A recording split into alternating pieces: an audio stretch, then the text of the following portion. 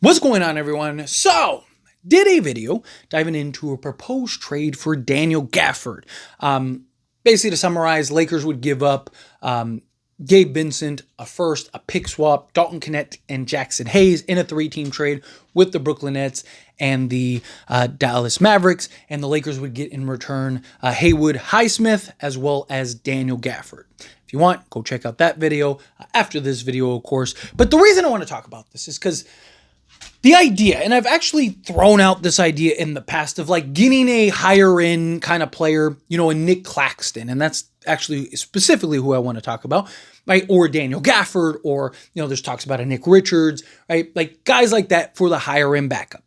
I don't believe that that's a huge necessity, right? One, I want to see how Jackson Hayes looks. Two, the difference is in backup centers is very minimal. Because they're usually not, like, the idea isn't for them to play, 70 games and start, 65 of them, right? Like, the idea is, like, they're going to play, 15 minutes a night at most, and you're just looking for them to fill in gaps. Once you get to the playoffs, they're playing 8 to 10 minutes at most, because your starter is going to play 35 plus minutes. And I just think the difference is, like, I just don't want to see the Lakers blow and waste assets to try to bring in a backup center when I think that that's lower on the totem pole as far as like priorities. If you can do it in the mix of things, right? Like talked about, like using the Brooklyn Nets, if you could get like a Zaire and a Day'Ron Sharpe in the mix, or, you look at, could you get a Dylan Brooks and a Nick Richards?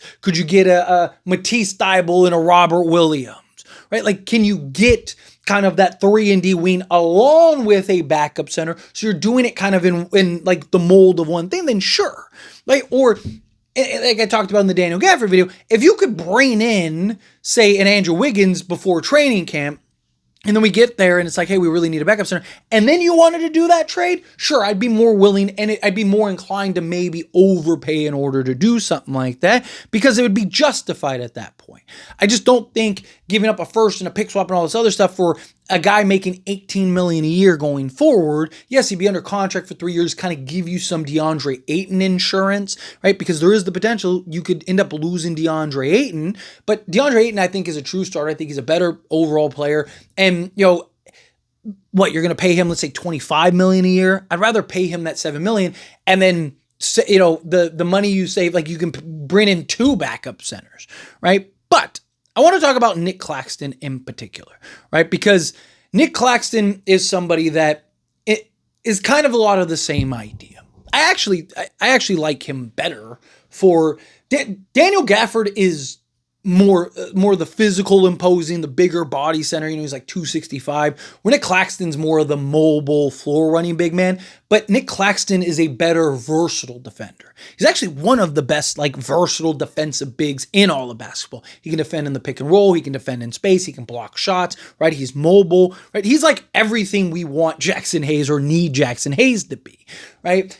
To me, right, like, You're talking about age and all that other stuff, very similar, like a year difference. Nic Claxton, the problem is the contract, right? Nic Claxton is making $25.3 million this year. So it's more you'd have to trade, more you'd have to send out. But a couple things about that. One, I think it would be a lot cheaper to get Nic Claxton from the Brooklyn Nets than it would be to get Daniel Gafford from the Dallas Mavericks. I actually think there is a chance you could get Nic Claxton and not even have to give up assets because of his contract. He has 3 years still left on his deal, which, Daniel Gafford is the guy. And the whole argument is like Lakers are willing to take on more longer term money, yada, yada, yada. And yes, Nic Claxton's making more money, but he'd also be cheaper to get. He's slightly younger. I think he's more versatile and better defensively. But his contract also drops each year, right? So he's making $25.3 million this year. Then he goes to 23. Then he goes to 20 million, just under 21 million. So his contract drops each year that he's in there. And that 2 million could be the difference between being a first or second apron or a non-apron team or whatever, right? I mean, Lakers are less than 2 million under the first apron hard cap. So that 2 million drop could be a huge difference each year. It gives you, again, the same level of insurance. It also gives you, kind of that in my opinion, a more versatile upgrade, right? Because I just think like you can slot Nic Claxton in other areas, in other play. I think you could slot Nic Claxton at the 4 at times alongside of DeAndre, especially if he has not his 3, but like the mid-range going. I kind of like that better because, again, Nic Claxton can defend out on the perimeter and switch on guards and do all that stuff. I just really like his defensive versatility. But to me, it's more so how cheap you should, in concept, be able to get him for. You shouldn't have to give up a ton. Also, you could probably get Haywood Highsmith in the deal as well. Right, so, to me, I look at it, instead of going and getting Daniel Gafford and Haywood Highsmith, like the proposed trade, I'd rather go get Nic Claxton and Haywood Highsmith and not have to give up my assets or anything. It costs you I guess it'd be $7 million more this year, right? But as it progresses, you'd actually be, in the long run, cheaper. It'd actually save more money. His contract would end sooner because, Gafford's contract, new extension kicks in next year, right? So you have more flexibility. You'd have a $20 million expiring contract once that year comes. My issue is, regardless, I just don't like the idea of putting $18 to $20 million into a backup center, right? So to me, regardless, I don't really like the idea of bringing in Daniel Gafford nor Nic Claxton. And I think both guys are probably going to be there in the offseason. So let's say the whole DeAndre Ayton experiment doesn't work, or let's say a team offers him like $30 million and the Lakers are like, we can't give him $30 million type thing, and he ends up like leaving or whatever, right? Say we get to the point where it's like, hey, we need a center. I still think Nic Claxton's going to be there, and I still think you're going to have a Daniel Gafford who's there, and Nick Richards will be a free agent, depending on where he's traded and if he signs an extension with that team. But like, I think you'll be fine. I think that there will be options, and a lot of those trade options will still exist. Right? So to me, regardless, I wouldn't go and make those trades. However, if it was one of those things where it's like, okay, it's one or the other, give me Nic Claxton, right? Just because, again, I like the versatility that Nic Claxton brings. His contract drops each year. He'd be on one fewer year, or I guess technically 2 fewer years. And then, I like the idea of having that insurance for DeAndre Ayton, but it's not something I'd rush to go do.